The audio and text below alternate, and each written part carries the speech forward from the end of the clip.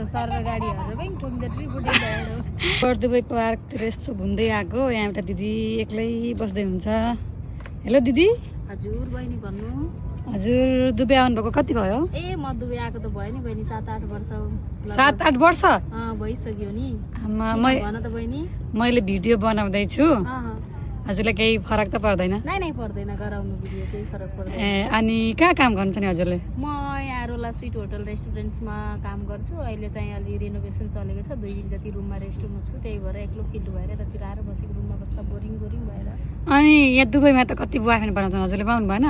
ए boyfriend त त्यस्तै हो अब बोयफ्रेन्ड के बनाउनु बोयफ्रेन्ड बनाउने त स्थिति नै छैन नि 2 पैसाको कमाइ छैन बोयफ्रेन्ड बनाएर के गर्ने अनि बोयफ्रेन्डले खर्च गर्छ नि त त्यही भएर गर्ने नि बोयफ्रेन्डले खर्च गर्दैन बोयफ्रेन्डले त लुट्ने धुत्ने हिड्ने मात्रै हुनु बोयफ्रेन्ड कसैले बनाउनु हुँदैन हो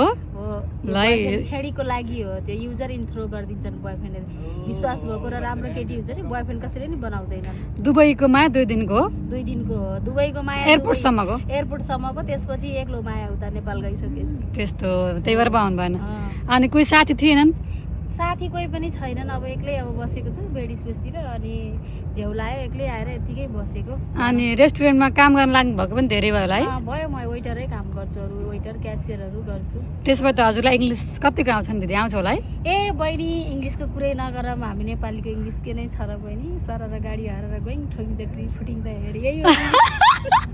ल न यो कस्तो इङ्ग्लिस हो इङ्ग्लिस यही हो बहिनी मलाई पनि सिकाइदिनु पर्यो इङ्ग्लिस बोल्ने त्यही हो हेर्नु के गर्नु